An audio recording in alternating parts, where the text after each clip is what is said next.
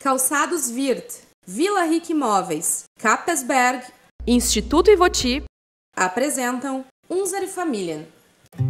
Fundada no ano de 1973, na cidade de São Leopoldo, através da compra de uma pequena carteira de imóveis, nasceu a Imobiliária Vila Rica. A empresa, hoje, está com quase meio século de história e se orgulha de ter em seu DNA valores como honestidade e integridade. Somos uma empresa do ramo imobiliário que une tradição com modernidade e, atualmente, possuímos 6 unidades localizadas na região metropolitana. Contando com cerca de 200 profissionais e corretores autônomos parceiros, buscamos de forma incansável a melhoria contínua. E investimos em pessoas e novas tecnologias para oferecer uma experiência de excelência aos nossos clientes. Seja para administrar o seu condomínio, alugar, comprar ou vender um imóvel, confie na Vila Rica. Uma empresa conectada com o futuro, para levar aos clientes e parceiros o que há de melhor no mercado imobiliário. Ela tá no meu sofá, ela tá no meu colchão. Toma conta da cozinha, por aí não para não. No quarto ela tá, é presença obrigatória, já faz parte da minha vida. Com Capesberg é outra história. Com Capesberg é outra história. Com Capesberg é outra história. Com Capesberg é outra história. Conforto, qualidade, design pra valer. Fica tudo com sua cara, sua casa, seu AP. Realizar um sonho como você nunca viu. Pode ser na loja online e nas melhores lojas do Brasil. Com Capesberg é outra história. Com Capesberg é outra história. Com Capesberg é outra história. Com Capesberg é outra história. Com Capesberg é outra história. Com Capesberg é outra história. Com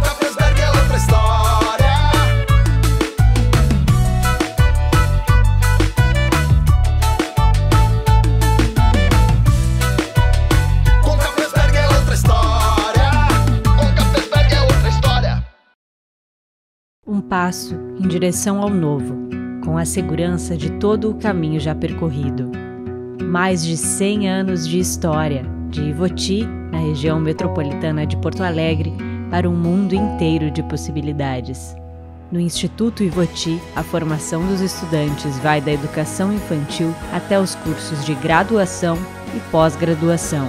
Um passo em direção ao novo, um passo em direção a novos horizontes. Olá pessoal, vocês devem estar se perguntando o que o Werner faz no Unser Familien. Cadê o Felipe? Onde está o Felipe? Tudo bem, não se preocupem, o Felipe está bem, está tudo bem com ele. Ele é candidato a deputado estadual. E como a legislação brasileira impede que candidatos apareçam e tenham programas de televisão, o Felipe está impedido de continuar com o Unser Familien. Quem vai continuar nos próximos 3 meses sou eu. Fui convidado para substituí-lo durante esse período. Eu sou um interino e faço com muita satisfação, tanto como descendente de alemães, como historiador e como um homem de televisão que eu sou. Então, nos próximos 3 meses, estaremos juntos no Unser Familien.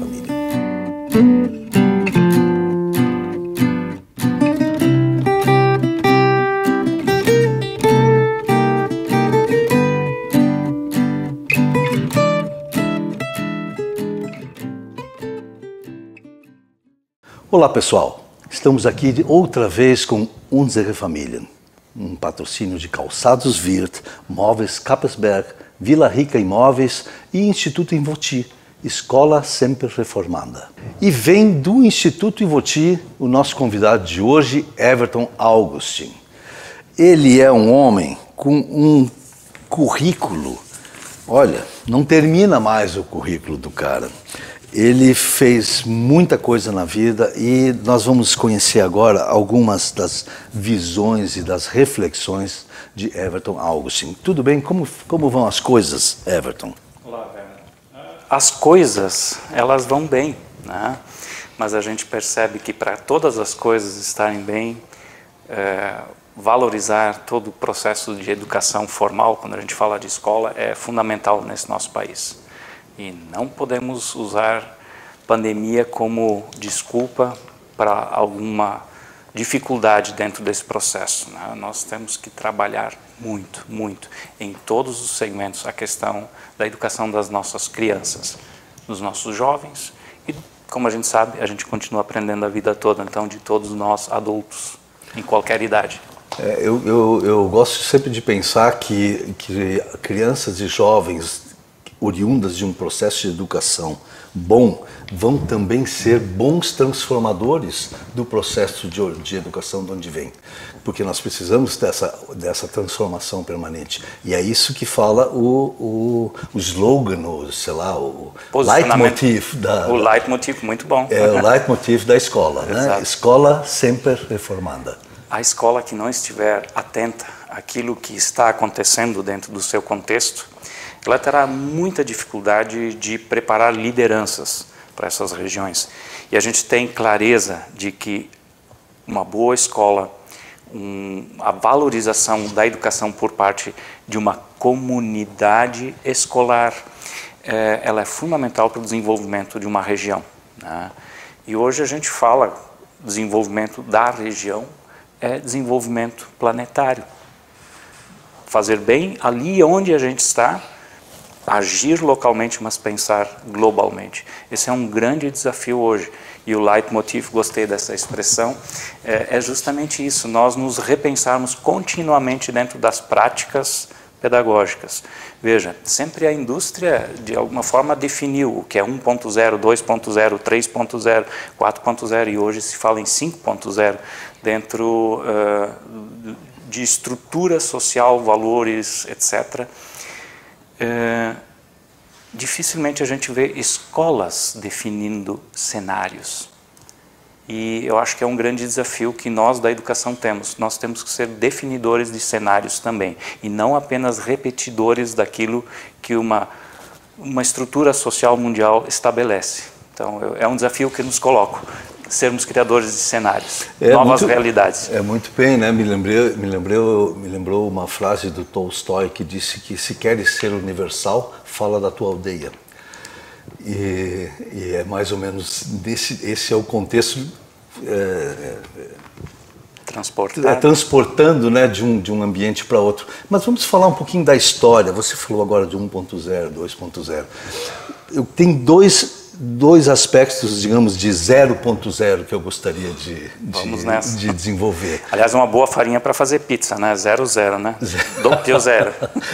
Isso, para fazer pizza, exatamente. Então, como nós temos a presença do Augustin, do Everton Augustin, nesse processo? De onde você vem? Como foi a sua integração à escola? Para depois nós falarmos da própria origem, da própria gênese da nossa escola comunitária aqui no Rio Grande do Sul. Isso é interessante. A própria escola teve um papel importante para que eu descobrisse de onde eu venho.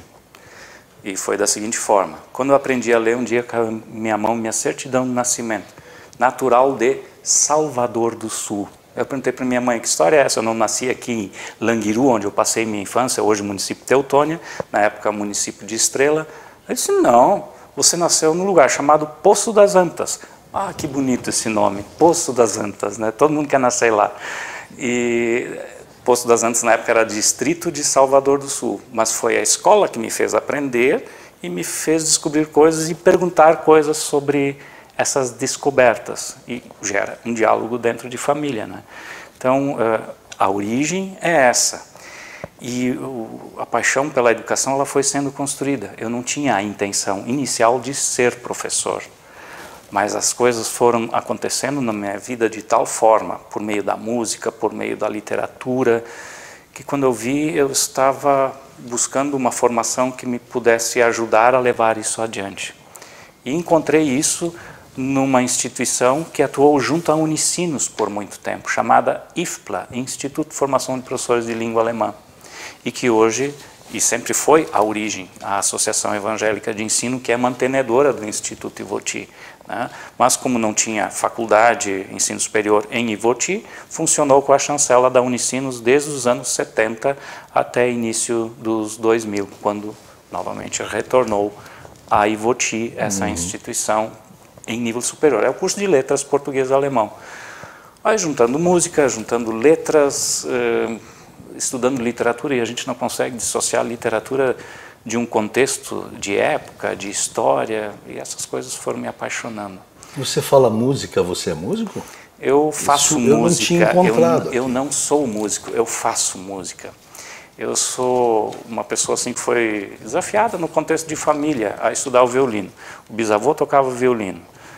Minha avó, filha dele, e o genro também estudaram violino, né? Não progrediram muito, mas havia esse contexto na família. E eu tive a oportunidade, quando eu fui estudar em Ivoti, aliás, eu conheci Ivoti por causa da música. Me lembro até hoje que eu peguei uma bicicleta e fui de Languiru a Canabarro, que é um outro bairro de Teutônia hoje, onde a Orquestra de Câmara Jovem de Ivoti estava se apresentando.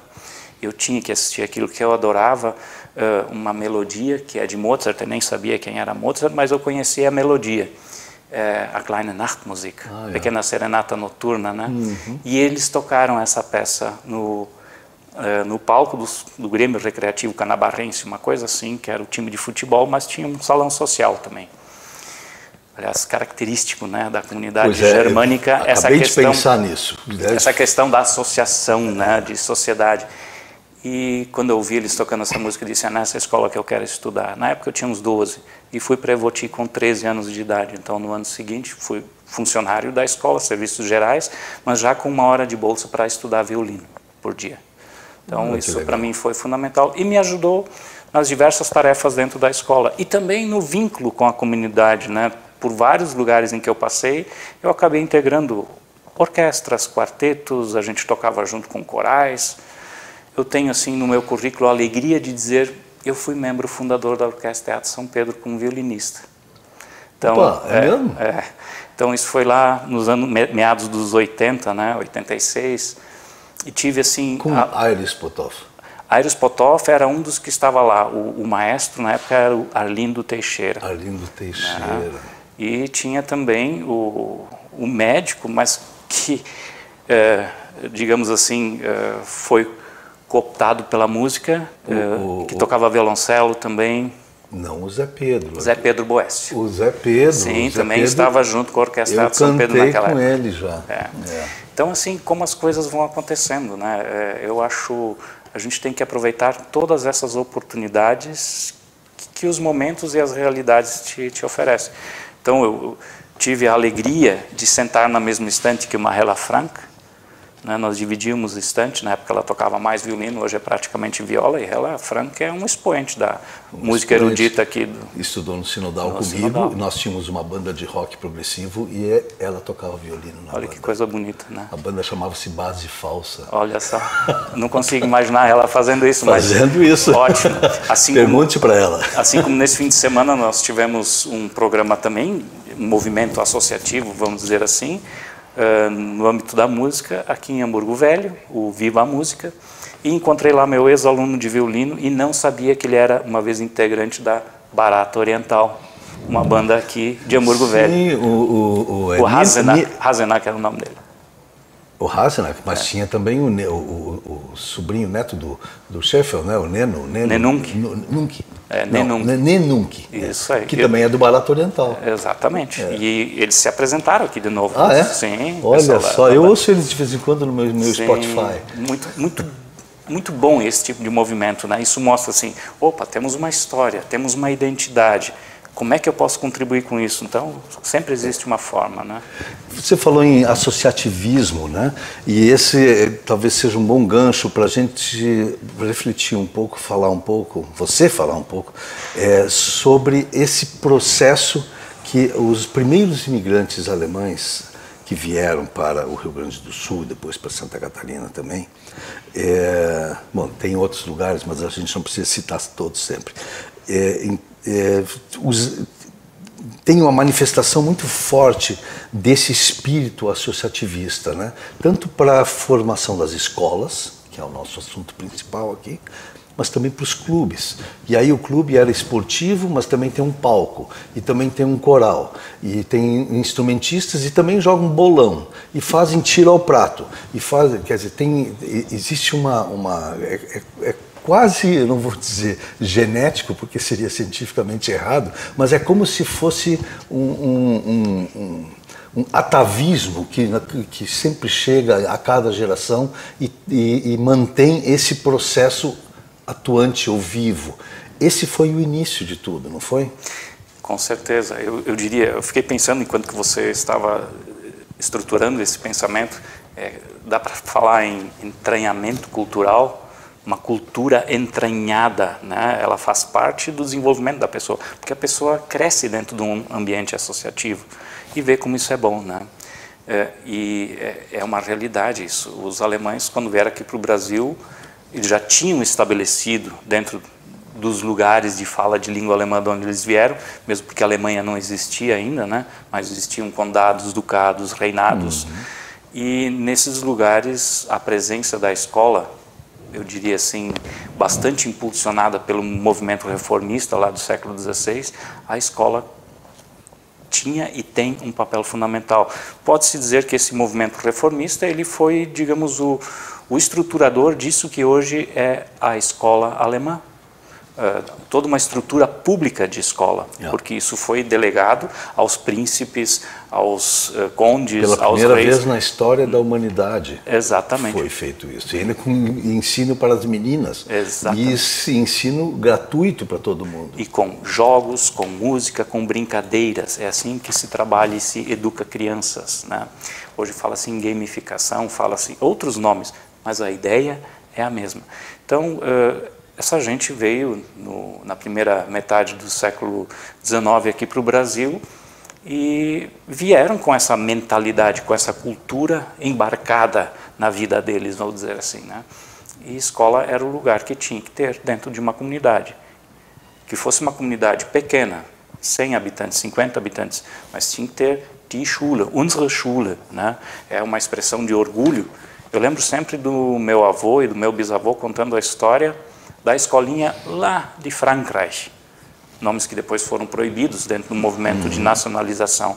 Frankreich hoje é Linha Pinheiro Machado, já era uma vez município de Montenegro, hoje é município de Brochet, e eles tinham um orgulho de dizer como colaboraram para botar essa escolinha em pé, né? E aí a discussão sempre era quem é que vai ajudar a construir, quem é que vai botar a mão na massa, vai ser o servente, quem vai ser o mestre de obras, quem vai doar pedras, e assim por diante, né? E depois, quem vai ser o professor? Quem vai ser o professor. Às vezes era aquele que sabia escrever melhor. Exato. Não era um professor de formação, né? Sim. Mas um dos colonos que assumia esse papel. Isso tem uma beleza por trás disso. Eu acho isso como uma sociedade humana ter esse processo é belo. Isso tem uma riqueza que a gente não consegue calcular exatamente hoje, né? Essa colaboração a partir dos seus dons, né? A ideia do dom, né? Esse presente que a gente de alguma forma recebe e depois é vocacionado, né? Para perseguir esse dom, para melhorar e ampliar e com esse dom servir.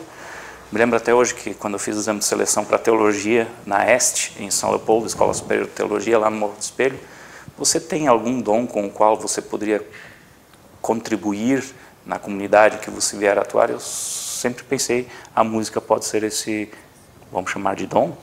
Eu só sei que o dom exige muito da gente também, né? A gente tem que se dedicar muito para desenvolver aquilo que de alguma forma nos atrai, né? É uma vocação, né? Na verdade é uma vocação. Beruf. Beruf, por isso que eu falei que é de origem luterana. Exatamente. É uma vocação, eu posso ou não posso desenvolvê-la. Exato. Né? Você tem a vocação musical, mas quando você a desenvolve, ela passa a ser um dom. Exato. Então eu entendo isso como você, né? Como eu posso contribuir com minha comunidade que tem essa necessidade de ter uma escola, de ter um professor, porque nossas crianças têm que aprender a ler, a escrever, tem que aprender as 4 operações, porque daí elas vão entender um pouquinho melhor o mundo e menos gente vai conseguir enrolá-las. Né? A gente sabe que hoje isso é muito mais amplo, muito mais complexo, esse processo de formação e comunicação. Mas esse era um princípio básico. E eu sempre faço as pessoas pensarem também, veja, no contexto de imigração alemã luterana, a formação de professores aqui no Brasil começou muito tarde. Se a imigração iniciou em 1824, a imigração em massa, vamos dizer assim, só em 1909 surge uma escola de formação de professores aqui no nosso país, no contexto, inclusive, da Igreja Luterana, movimento da Igreja Luterana que propiciou o surgimento de um primeiro LERA seminário, seminário de formação de professores, né? E então a história da escola, onde eu tenho a oportunidade de colaborar hoje, ela se inicia lá em Taquari, onde hoje são os asilos Pela e Betânia. Continua desenvolvendo esse trabalho, né? Depois ela foi para Santa Cruz do Sul e veio para São Leopoldo, para esse lugar que você citou, ali junto ao Rio dos Sinos e próximo à rodoviária de São Leopoldo, né? Um belo prédio. Um belo prédio. Ele está ainda lá. Está lá o prédio e eu soube que ele vai ser reestruturado para ser espaço da Secretaria de Cultura. Se isso acontecer, parabéns. Ótimo. À comunidade leopoldense, porque vai dar um destino muito bom. Hoje é a Câmara de Vereadores, também um lugar nobre, né? Mas eu vejo assim que colocar aquele espaço a serviço da cultura local e regional, hoje não se fala mais só em local, qualquer movimento local que a gente faz respinga para os lados e precisa ser assim, para a gente sentir que, até no contexto de independência do Brasil, nós temos que muito mais pensar na nossa interdependência e complementaridade de culturas, né? Então isso eu vejo. Então, dentro dessa interdependência, que bom que estão dando esse destino a esse prédio em São Leopoldo. E agora eu fiquei curioso de fazer uma relação, eu vou te provocar, para fazer uma... Nós estamos falando muito dentro da ótica luterana, é claro, essa é a sua formação, é a minha também, mas existe também um processo todo junto às comunidades e as associações educacionais e tal, que tem origem na confissão católica, né? Com certeza. Dos alemães, dos italianos, e também tem esse processo que dá tanta importância à escola, né?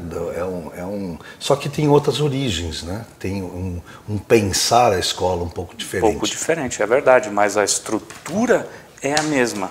Nossa comunidade precisa da igreja, precisa da escola. Sociedade de tiro ao alvo, ou sociedade de bolão, ou ginástica, ela surge como uma decorrência disso, né? Se a gente pega aquela pirâmide das necessidades do ser humano, pega aquela base larga, era isso que tinha que primeiramente ser a pirâmide de Maslow, né? Que tinha que ser atacada. Vamos matar a nossa fome, tentar atacar as doenças que a gente consegue.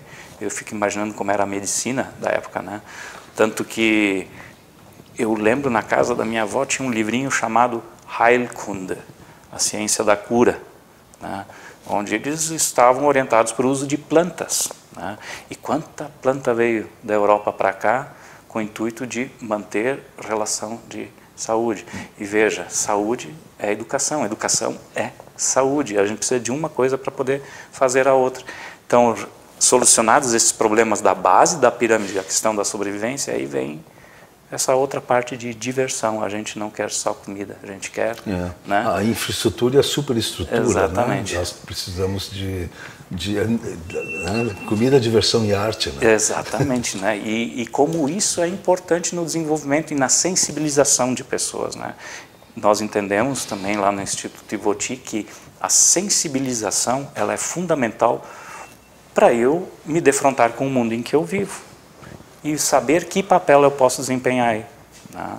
Uma experiência que você inclusive teve com os nossos alunos, Werner, de conversar com eles sobre cinema. Nós temos muitos jovens que se interessam por cinema, mas saber mais e de fato com alguém que vive essa profissão, isso é fundamental para os nossos jovens. Eles se tornam mais sensíveis, inclusive para dizer, é isso mesmo que eu quero, eu vou correr atrás. Ou não é isso. Exatamente. Eu acho que essa é uma das grandes funções da escola, com os alunos a partir dos 15 anos por ali, é dar a chance de experimentar, dar a chance de conhecer.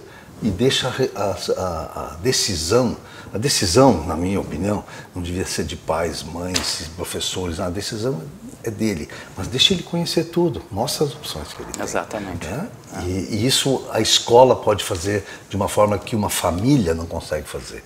A escola, ela está muito mais ligada ao mundo e às possibilidades e ao conhecimento de opções do que uma família onde pai e mãe tem mais o que fazer. E vocês estão fazendo isso. Eu participei de uma noite de conversas, na verdade foi de dia, mas um dia de conversa com alunos sobre profissões. Eu falei sobre cinema e eu fiquei muito espantado com o interesse e o conhecimento anterior. Ou eles se prepararam para vir para a conversa, ou eles já tinham. Mas dos dois casos é louvável o conhecimento que eles têm, o interesse que eles têm, que estão falando do futuro deles. E é uma maneira também de compreender, mesmo que eu não vá fazer cinema, eu compreendo o que o outro que está fazendo faz. E essa foi uma manhã muito legal lá. Eu fico muito feliz de ouvir isso, Werner, porque a gente entende que é isso que os nossos alunos precisam ter como oportunidade. Nossos alunos, as pessoas no mundo, precisam ter essas oportunidades, essas vivências. Isso nós desenvolvemos dentro de um projeto maior, que a gente deu uma estrutura mais forte a partir de 2016, chamado Projeto Vida. O que eu quero da minha vida? Como é que eu posso ajudar a tornar a vida de outros um pouco melhor, eventualmente com arte, com medicina, com arquitetura, com as licenciaturas, sendo professor, né? Eu sempre, nós, equipe, nós entendemos, equipe eu digo, nossos professores, e quando a gente vê funcionários da parte de estrutura, manutenção da escola, fazendo aquilo com alegria, eles estão dando uma lição de vida para a gente. Por quê? Ao fazer bem e fazer com alegria aquilo que a gente faz, de alguma forma a gente vai contagiando esses que estão ao redor da gente. E isso é fundamental na estrutura de sociedade, que parece-me assim, precisa um pouco mais de alegria. Talvez a arte consiga ajudar. Muito bem. Nós conversamos aqui com Everton Augustin, no programa Unsere Familie. Eu agradeço muito a sua participação. Nós teríamos tanto mais a falar, tanto mais, olha, páginas e páginas aqui de atuações e áreas de interesse em que o Everton atua e que nós não chegamos aqui a desenvolver. Mas haverá outras oportunidades, tenho certeza. Muito obrigado por sua participação. Obrigado, Werner, e a Vale TV por essa oportunidade. E eu sempre digo oportunidade, eu não quero falar sobre Everton, mas Everton sempre inserido num contexto, e a Vale TV é um contexto desses, né? Muito obrigado. Muito obrigado, muito obrigado. Esse foi o programa Unsere Familie. Até a próxima.